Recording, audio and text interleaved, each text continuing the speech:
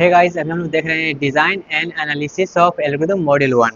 तो हम लोग डा में मॉड्यूल 1 कंटिन्यू कर रहे थे और अभी हम लोग बात करने जा रहे हैं मेथडोलॉजी ऑफ एनालिसिस। ओके, इससे पहले वाले हमने उसका इंट्रोडक्शन देख लिया था और ये जान लिए थे कि हम एनालिसिस क्या चीज़ का करेंगे, व्हाट एंड हम एनालिसिस क्यों करते हैं। व्हाट एंड वाई का हम लोग आंसर ले लिए थे पिछले वाले लेक्चर में और अभी हम लोग जानने वाले हैं how to analyse means methodology of analysis. तो चलिए, इसमें बहुत सारा मेथडोलॉजी होता है, बहुत सारा मेथड होता है एनालिसिस करने का। कुछ का कोई बेनिफिट है तो कुछ का कोई ड्रॉबैक है। तो चलिए वन बाय वन सबको हम डिस्कस करते हैं। तो सबसे पहले हम क्या करते हैं, एनालिसिस हम मेथडोलॉजी पे चलने से पहले कुछ यहाँ पे आपको बताते हैं। जैसे कि मान लेते हैं ये हम स्टेटमेंट लिखे, सपोज करिए हम स्टेटमेंट लिखे एक्स इक्वल्स टू, यहाँ पे ये जो एरो का साइन इसको आप इक्वल्स टू जैसा समझ सकते हैं, X assigning Y plus Z. X में क्या कर रहा है, वाई प्लस जेड का जो भी एडिशन करके वैल्यू आ रहा है उसको यहाँ पे असाइन किया जा रहा है। तो जैसे मान लेते हैं ये स्टेटमेंट हम लिखे हैं, तो ये स्टेटमेंट लिखने के लिए हमको क्या क्या चाहिए, जरूरत पड़ा होगा। एक तो हमको एक लैंग्वेज का जरूरत पड़ा होगा, सी हो, सी प्लस प्लस हो, जावा हो, जो भी हो, हमको एक लैंग्वेज का जरूरी पड़ा होगा। वहाँ पे हम एक ऑपरेटिंग सिस्टम का जरूरी पड़ा होगा जिस पे हम लिखेंगे। उसके बाद यहाँ पे हार्डवेयर रिक्वायरमेंट भी होगा, जैसे कि सीपीयू मेमोरी कितना लेगा, इनपुट आउटपुट लेगा, ये सब का यहाँ पे जरूरी पड़ेगा। तो यहाँ पे जैसे मान लेते हैं यहाँ पे हम लैंग्वेज का जरूरी पड़ा है, यहाँ पे एक लैंग्वेज का, यहाँ पे एक वेरिएबल है, इसमें हम लोग असाइनिंग कर रही है दोनों का वैल्यू का। तो यहाँ पे ये जो कितना कम्प्लेक्सिटी लेगा, ये जो स्टेटमेंट हम लिखे हैं कितना कम्प्लेक्सिटी लेगा नहीं लेगा, कैसे रन करवाएंगे, ये सब जानने के लिए हम क्या करेंगे, एनालिसिस करेंगे। तो सबसे पहला मेथड जो है हमारा, सबसे पहला मेथड है जो है अप स्टोरी एनालिसिस। क्या है, मेथोलॉजी ऑफ एनालिसिस में हम ये जान रहे हैं कि हम एनालाइज करते कैसे हैं। जैसे एग्जांपल के लिए हम ये स्टेटमेंट लिखे, ये हम स्टेटमेंट लिखे हैं तो इसको हम एनालाइज कैसे करेंगे, ये कितना कम्प्लेक्सिटी, कितना टाइम लेगा, कितना स्पेस लेगा, वो सबको एनालाइज करेंगे। तो सबसे पहले मेथड पे हम चलते हैं जो कि है एप स्टोरी एनालिसिस। सबसे पहला मेथड जो हमारा है एनालिसिस ऑफ एल्गोरिथम में एप स्टोरी एनालिसिस। और ये जो एनालिसिस है, ये जो मेरा मेथड है, ये मेथड है प्लेटफॉर्म डिपेंडेंट। सबसे इंपॉर्टेंट पॉइंट इसके बारे में ये है, ये जो मेरा है वो है प्लेटफॉर्म डिपेंडेंट। अब प्लेटफॉर्म डिपेंडेंट करने का मतलब ये है, प्लेटफॉर्म यहाँ पे क्या है, जैसे कि मान लेते हैं आप कंप्यूटर सिस्टम का प्लेटफॉर्म क्या है, मेरा विंडोज, लिनक्स, मैक, ये सब क्या है, एक प्लेटफॉर्म है। तो प्लेटफॉर्म डिपेंडेंट करने का मतलब ये है, ये एनालिसिस जैसे मान लेते हैं हम कोई मशीन पे चलाए, मशीन यहाँ पे इन द सेंस आपको कोई ऑपरेटिंग सिस्टम, वहाँ पे आप एग्जीक्यूट किए, तो वहाँ पे क्या होगा, आप विंडो पे चला रहे हैं तो कुछ और टाइम लेगा, लिनक्स पे चलाएंगे तो कुछ और टाइम लेगा, मैक पे चलाइएगा तो कुछ और लेगा। तो वहाँ पे प्लेटफॉर्म डिपेंडेंट करने का मतलब यही है, जो वो क्या है, प्लेटफॉर्म टू प्लेटफॉर्म उसका रिजल्ट वेरी करेगा। ओके, तो ये जो मेरा है एपिस्टोरी एनालिसिस, इसका जो रिजल्ट आएगा वो प्लेटफॉर्म डिपेंडेंट मीन्स उसका जब प्लेटफॉर्म चेंज करेंगे तो उसका रिजल्ट भी चेंज होगा। ओके, तो इसके बारे में कुछ एडवांटेज है और कुछ डिसएडवांटेज है। तो इसका एडवांटेज का बात करें तो इसका एडवांटेज, और यहाँ पे एपिस्टोरी एनालिसिस जो है ना, जैसे मान लेते हैं आप कोई कोड लिखे, जैसे यहाँ पे मान लीजिए आप कोड एडिटर पे गए और यहाँ पे कोड लिखे, कोई कोड लिख दिए, कोई स्टेटमेंट वगैरह लिख दिए। अब जब इसको एग्जीक्यूट करवाते हैं तो इसको एग्जीक्यूट करवाने के बाद बताता है एग्जीक्यूट सक्सेसफुली, और यहाँ पे टाइम भी मेंशन करता है, जैसे 0.6 सेकेंड, 0.2 सेकेंड, इस प्रकार से, या फिर 10 सेकेंड, 20 सेकेंड, इस प्रकार से वहाँ पे टाइम भी मेंशन करता है, जो एग्जीक्यूट करने में इतना समय लगा। तो ये जो है मेरा एपिस्टोरी एनालिसिस, ये यही बताता है, वो जो टाइम लगता है ना, वो मेरा वही है, एपिस्टोरी एनालिसिस ही है। वो जो एग्जैक्ट टाइम बताता है, जो इतना देर में मेरा प्रोग्राम रन कर गया है, वो मेरा एपिस्टोरी एनालिसिस है। जैसे इसका एडवांटेज का बात करें तो इसका एडवांटेज है क्या, ऑलवेज गिव एग्जैक्ट वैल्यू। क्या एग्जैक्ट वैल्यू देगा, जो इतना वैल्यू, इतना समय में ये रन कर जाएगा। ठीक है, जैसे यहाँ पे हमारा टाइम दिया क्या, जो 10 सेकंड में क्या हुआ, मेरा प्रोग्राम रन कर गया। तो क्या है, एक तरह का मेरा एपिस्टोरी एनालिसिस है। तो जब भी हम ये एनालिसिस परफॉर्म करेंगे तो वो मेरा एग्जैक्ट वैल्यू देगा, जो इतना समय में इसको रन करना है तो करना है। Okay, value of complexity and specifically, और इतना टाइम लेगा और इतना स्पेस में वो अपना काम कर लेगा। ठीक है, तो वो क्या है मेरा, इसका एडवांटेज ये है कि एग्जैक्ट वैल्यू देगा, ऑलरेडी हमको पता रहेगा इसमें इतना चीज़ लगेगा, इतना स्पेस लगेगा। ओके, इसका अब मान लेते हैं ये तो बहुत अच्छा चल रहा था, अगर एग्जैक्ट वैल्यू हमको मिल रहा है, जितना देर में रन कर जा रही थी तो बढ़िया रहता है। लेकिन इसमें डिसएडवांटेज क्या है, जैसे यहाँ पे क्या हो रहा है, इसका ड्रॉबैक का बात करें, ड्रॉबैक या फिर डिसएडवांटेज, तो यहाँ पे क्या हो रहा है, हम यहाँ पे जैसे मान लेते हैं यहाँ पे एग्जीक्यूट करवाए तो ये हो गया, ठीक है, इसको हम किसी और मशीन पे रन करवाएंगे तो कुछ और आ जाएगा। तो यहाँ पे क्या है, ये डिफिकल्ट कैरी है, क्या, it is difficult to carry out manual work. यहाँ पे आप मैनुअली इसको थोड़ा सा डिफिकल्टीज होगा आपको निकालने में, क्योंकि यहाँ पे डायरेक्ट सिस्टम बता दे रहा है जहाँ कैसा करना है, आप मैनुअली इसको नहीं फाइंड कर सकते हैं। उसके बाद can not consider for all case of input, ये क्या करता है, सभी केस जितना भी हम इनपुट सप्लाई कर सकते हैं वो सभी के लिए वो कंसीडर नहीं करता है। जैसे यहाँ पे मान लेते हैं हम यहाँ पे कोई प्रोग्राम एग्जीक्यूट करवाएं, हम मान लेते हैं 2 इनपुट लिए, 2 इनपुट के लिए कम टाइम में रन कर गया, दो इनपुट लिए तो कम टाइम में लगे। अब यहीं पे अगर हम 20 इनपुट लेते हैं तो हो सकता है उससे ज़्यादा समय ले ले, हो सकता है 200 इनपुट ले ले तो उससे ज़्यादा समय ले ले। तो यहाँ पे एक टाइम मेंशन नहीं, यहाँ पे क्या हो रहा है, जब भी हम इनपुट चेंज करें तो हमारा रिजल्ट भी चेंज हो रहा है। तो यहाँ पे रिजल्ट तो चेंज नहीं होना चाहिए, हमको एक ऐसा फ्रेमवर्क चाहिए जो क्या हो, कितना भी इनपुट ले ले वो हमको एक उसका आइडिया दे दे, इतना टाइम लगेगा तो लगेगा। तो यहाँ पे क्या हो रहा है, हम जैसे इनपुट चेंज करें वो क्या है, वैल्यू चेंज कर दे रहा है। तो वहाँ पे क्या हो रहा है, थोड़ा सा डिफिकल्टी जा रहा है, तो ये क्या है, कंसीडर नहीं करता है सभी केस के लिए, इसका क्या है, ड्रॉबैक है। उसके बाद नॉन यूनिफॉर्मिटी, तो नॉन यूनिफॉर्मिटी मतलब हमें बता दिया गया, परफॉर्मेंस कंपेरिजन बिकम डिफिकल्ट। अब परफॉर्मेंस कंपेरिजन डिफिकल्ट कैसे है वो समझते हैं। तो जैसे मान लेते हैं आपके पास दो मशीन है, दो मशीन जैसे दो कंप्यूटर या फिर दो लैपटॉप है या फिर दो सिस्टम है आपके पास, ऐसे समझ लीजिए। इस पॉइंट को समझने के लिए हम यहाँ पे क्या करते हैं, जैसे मान लेते हैं ये मेरा दो कंप्यूटर है, ठीक है, ये दो कंप्यूटर मान लेते हैं, ये मान लेते हैं मेरा 3i और ये मेरा 5 है, ठीक है, इसका प्रोसेसर है ये सब, i3 i5। और यहाँ पे देखिएगा नॉन यूनिफॉर्मिटी का है मतलब, जैसे मान लेते हैं एक मेरा एल्गोरिथम है A1, एक एल्गोरिथम मेरा ए है, हम क्या किए, दोनों मशीन पे इसको रन करवाएं, दोनों मशीन पे इसको रन करवाएं। अब ये जो एल्गोरिथम है A1, ये मेरा क्या है, इसका प्रोसेसर हाई है, ये थोड़ा सा अच्छा कंप्यूटर है, तो ये क्या करेगा, ये लेस टाइम लेगा, ये क्या करेगा, लेस टाइम लेगा। और ये थोड़ा सा उससे इसके कंपेरिजन में ये थोड़ा सा डम है, डम मतलब यहाँ पे थोड़ा सा स्लो काम होगा, तो ये ज़्यादा टाइम लेगा, ये टाइम ज़्यादा टाइम ले रहा है। तो ऐसे यहाँ पे देखिएगा, हम इसको जब अच्छा मशीन पे चला रहे हैं तो कम टाइम ले रहा है, और ख़राब मशीन पे चला रहे तो ज़्यादा समय ले रहा है। तो यहाँ पे थोड़ा सा क्या हो रहा है, ये नॉन यूनिफॉर्मिटी वाला आ जा रहा है। जब मेरा ये एल्गोरिथम के लिए पता नहीं चल रहा है ये कम टाइम लगेगा या फिर ज़्यादा टाइम लगेगा, ठीक है, क्योंकि ऐसा तो है नहीं ये सब एक ही प्रोसेसर का यूज कर रहे हो सकता है कोई i7 का भी यूज करे, कोई हाई प्रोसेसर का यूज करते होंगे। तो वहाँ पे सब कंपैरिजन देखने के बाद यहाँ पे ऐसा लग रहा है क्या, हम यहाँ पे अच्छे सिस्टम पे रन करवा रहे हैं, तो क्या हो रहा है, वहाँ पे कम टाइम ले रहा है, थोड़ा सा डम मशीन पे करवा रहे हैं तो ज़्यादा समय लग रहा है। लेकिन हमको एक फिक्स टाइम चाहिए जहाँ इतना टाइम को रन कर जाए, लेकिन यहाँ पे तो क्या है, बार चेंज हो जा रहा है। अब इससे और प्रोसेसर हाई ले आएंगे तो हो सकता है और कम समय लगे, तो यहाँ पे नॉन यूनिफॉर्मिटी आ जा रहा है, ठीक है। परफॉर्मेंस कंपेरिजन बिकम डिफिकल्ट, तो यहाँ पे हम परफॉर्मेंस कंपेरिजन कर ही नहीं पा रहे हैं, ये मेरा कौन सा एल्गोरिथम कौन सा चीज़, जैसे मान लेते हैं एक एग्जाम्पल ले, तो यहाँ पे ये तो A1 एल्गोरिथम हो गया, एक मेरा A2 एल्गोरिथम है, एक मेरा A2 एल्गोरिथम है, जैसे ये काम दोनों सेम कर रहा है, A1 और A2 जो है वो सेम काम कर रहा है। अब ये जो है थोड़ा सा इसमें हम ज़्यादा यूज कर लिए, ये ज़्यादा टाइम लेना चाहिए, तो इस पर हम जनरल रन करवा रहे हैं तो हो सकता है इससे कम समय ले लें। जैसे मान लेते हैं A1 मेरा क्या है, A1 मेरा क्या है, जैसे यहाँ पे समझिएगा, A1 और A2 दो एल्गोरिथम है, A1 और A2 मेरे पास दो एल्गोरिथम, दोनों को हम इस सिस्टम पर रन करवाएं। अब यहाँ पे i3 और ये क्या है, i5 है, ठीक है। तो इसको जब हम रन करवाएं, और ये थोड़ा सा बेस्ट एल्गोरिथम है, क्या है ये, बेस्ट है, ये बेस्ट है।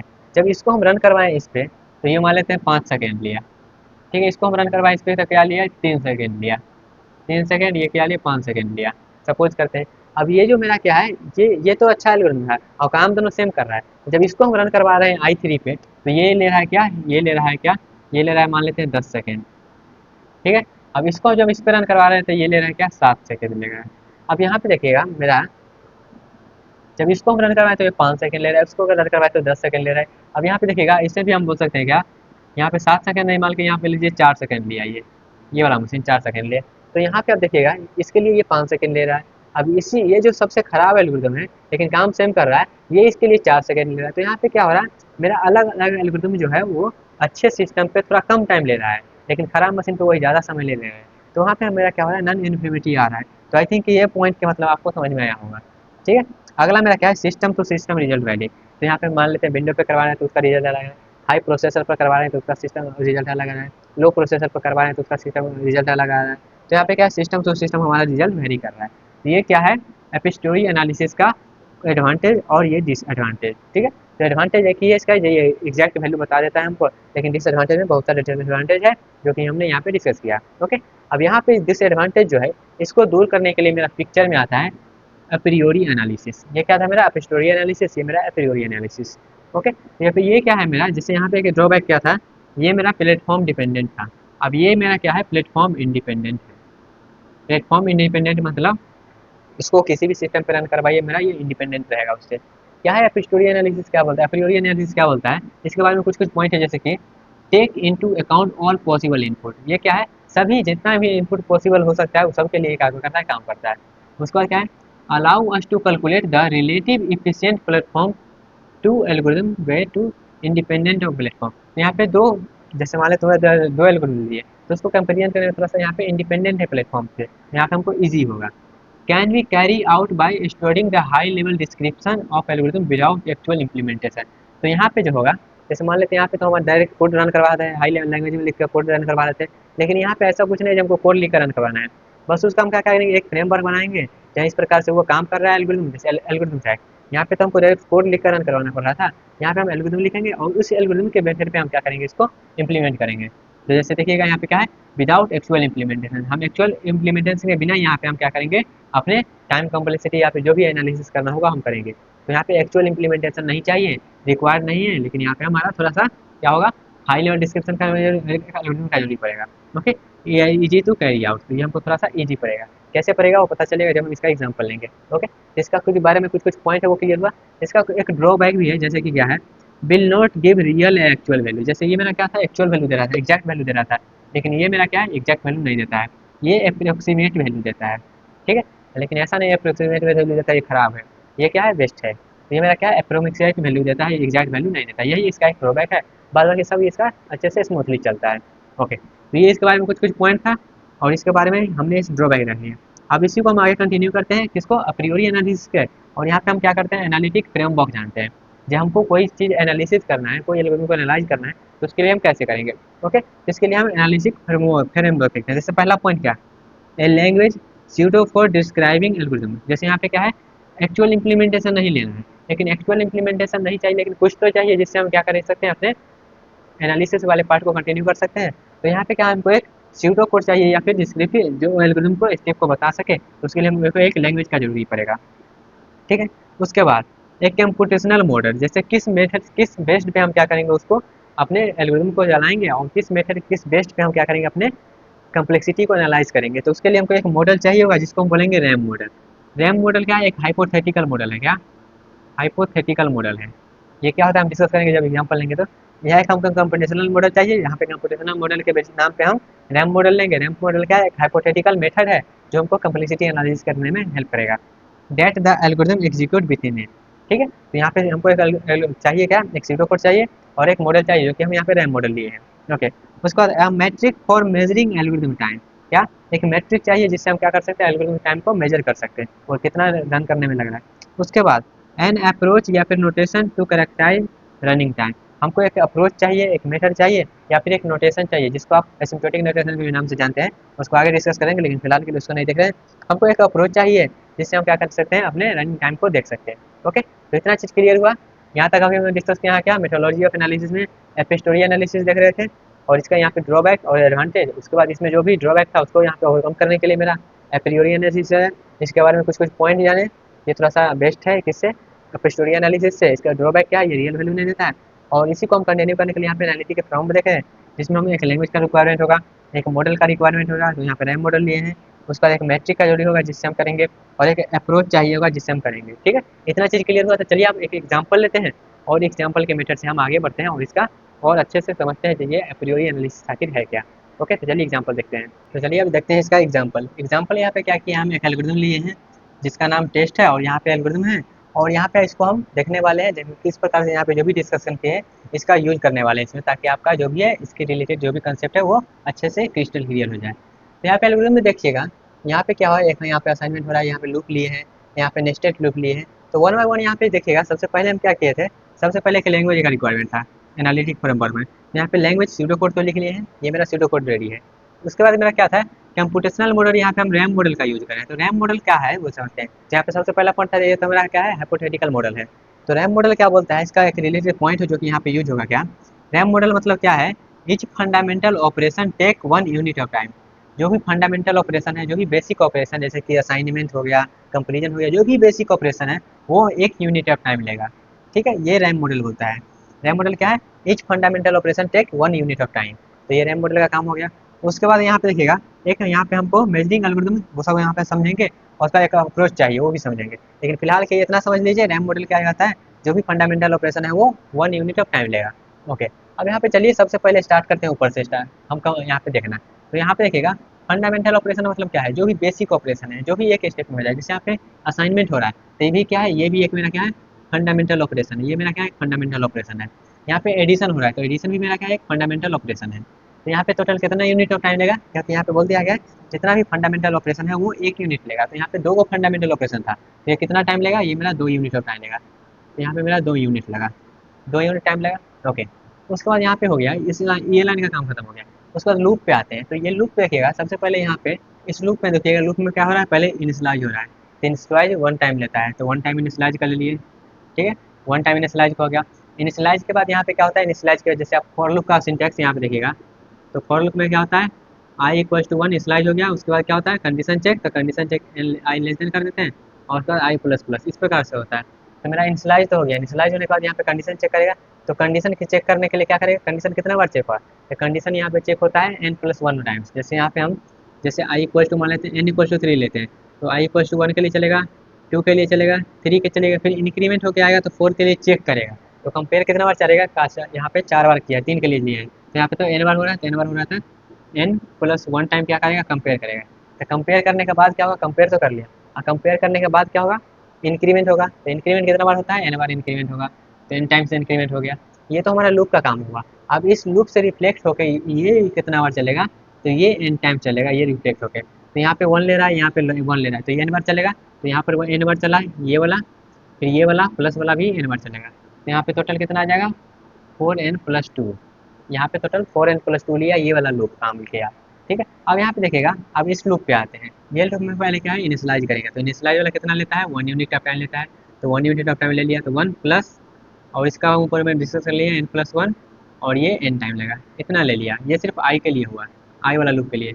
अब जे वाला के लिए बात करें, तो जे वाला में भी देखिएगा सेम चीज़ हो रहा है, तो सेम 1 प्लस n+1 और प्लस n, इतना चीज़ लेना चाहिए। लेकिन यहाँ पे देखिएगा ये नेस्टेड लूप में, इस लूप के अंदर में ये लूप है, तो ये लूप कितना बार चल रहा है, ये लूप चल रहा है n बार। तो ये लूप जब n बार चल रहा है तो n बार इसको भी चलना पड़ेगा। तो यहाँ पे मल्टीप्लाई करेगा, n से मल्टीप्लाई करना पड़ेगा। यहाँ पर भी हमको n से मल्टीप्लाई करने का, n से मल्टीप्लाई करेंगे, फिर यहाँ पर भी n से मल्टीप्लाई करेंगे, ठीक है। ये इसके लिए चला। अब इसके अंदर में ये जो चीज़ है, ये कितना बार चल रहा है, ये देखिएगा, एक बार ये चल रहा है, एक बार ये चल रहा है। तो ये कितना बार चल रहा है, ये 2 लूप इससे भी रिफ्लेक्ट कर रहा है। तो ये चलेगा n × n टाइम्स, फिर प्लस n × n टाइम्स, ये इतना बार चलेगा, ठीक है। आप तीनों को जोड़ देते हैं, तो इसको जोड़िएगा तो कितना आएगा, इसको जोड़िएगा तो मेरे पास आएगा n और n, तो ये आएगा 2n + 2। अब इसको जोड़िएगा तो कितना आएगा, यहाँ पे आएगा n प्लस, इसको मल्टीप्लाई करिएगा तो n² प्लस n, फिर इसको मल्टीप्लाई करिएगा तो आएगा n²। अब इसको मल्टीप्लाई करिएगा तो n² प्लस n²। यहाँ पे कितना n² आ गया, तो 4n² आ गया, 4n²। उसके बाद n कितना बार है, 2 3 4, तो 4 बार n है, तो 4n आ गया। उसके बाद यहाँ पे कांस्टेंट कितना बार है, तो कांस्टेंट 2 है। तो ये टोटल इतना, ये जो एल्गोरिथम है, इस एल्गोरिथम को रन करने के लिए टोटल इनपुट के केस में ले, तो इनपुट के डिपेंड करके इतना टाइम लेगा, ठीक है। अब यहाँ पे ये जो था, यहाँ पे रैम मॉडल जो है वो 1 यूनिट ऑफ टाइम लेगा, तो यहाँ पे सबको हम 1 यूनिट ऑफ टाइम लगा के लूप चला के मेरा इतना एल्गोरिथम आया है। इसको बोलते हैं क्या, इसको बोलते हैं step count method. Step count method, ये जो हम किए हैं इसको बोलते हैं स्टेप काउंट मेथड बोलते हैं, या फिर ऐसे समझ सकते हैं, ये मेरा है एप्रियोरी एनालिसिस के फ्रेमवर्क से हम ये किए हैं। ओके, अब यहाँ पे देखिएगा इस प्रकार से किए हैं। अब यहाँ पे थोड़ा सा और आगे बढ़ते हैं और जानते हैं क्या, यहाँ पे है क्या, 4n² प्लस 4n+2। अगर इसको हम और थोड़ा सा सिंप्लीफाई करके लिखना पड़े, तो यहाँ पे हम एक स्टेप लिखें क्या, to determine the time algorithm under the apriori analysis use order of magnitude. क्या ऑर्डर ऑफ मैग्नीट्यूड ये बोलता है, जो भी कांस्टेंट टाइम उसको हटा दो, और जो भी इनपुट पे डिपेंडेंट है उसको रख लो। जैसे कि यहाँ पे देखिएगा ऑर्डर ऑफ मैग्नीट्यूड, अगर इसको हम ऑर्डर ऑफ मैग्नीट्यूड के फॉर्मेट में लिखे, तो यहाँ पे n² क्या है, बिगर टर्म है, 4 क्या है, कंपेयर में छोटा है, तो यहाँ पे n² लिखेंगे। ऑर्डर ऑफ मैग्नीट्यूड, फिर सिर्फ मैग्नीट्यूड ले रहे हैं। और फिर यहाँ पे देखिएगा n बड़ा है कि 4 बड़ा है, तो n बड़ा है, तो n बड़ा है तो यहाँ से फिर सिर्फ n लेंगे। और ये 2 क्या है, 2 कांस्टेंट है, तो कांस्टेंट है तो हम सिर्फ 1 लिख देंगे। तो ये जो है ये बोलते हैं order of magnitude, order of magnitude. तो ये अब फिलहाल के लिए ऑर्डर ऑफ मैग्नीट्यूड ही समझिए। जब इसको हम और एसिम्प्टोटिक नोटेशन जब पढ़ेंगे, तो इसको और कैसे हम सिंपल फॉर्मेट में लिख सकते हैं वहाँ पर सीखेंगे।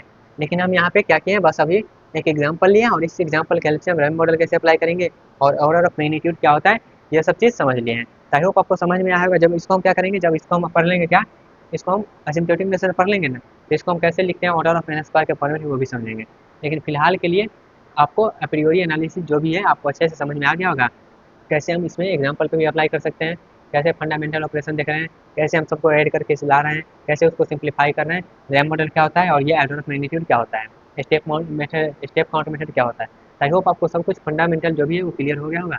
तो गाइस इसके आगे भी इसका थोड़ा सा और बचा हुआ है, उसको हम क्या करेंगे वहाँ पर लेंगे, और उसके बाद थोड़ा सा जैसे कि मान लेते हैं पॉलिनोमियल हो गया, लॉगरिथमिक हो गया, कौन सा टाइम कॉम्प्लेक्सिटी अच्छा होता है और उस सब में क्या रिलेशन है, उसको हम आगे जानने वाले हैं। ओके, तो गाइस मिलते हैं अपने अगले सेशन में। आई होप यहाँ पे जो भी हम डिस्कस किए हैं थोड़ा सा था, यहाँ पे थोड़ा सा डिटेल में था, तो यहाँ पे हो सकता है आपको कन्फ्यूजन लगे, लेकिन कन्फ्यूजन की कुछ बात नहीं, यहाँ पे आपको बस लूप चलाने आना चाहिए और लूप कैसे एग्जीक्यूट करा हुआ आना चाहिए, बस आपको इतना ही चाहिए इसमें। तो गाइज मिलते हैं अपने अगले सेशन में, तब तक के लिए take care and all the best.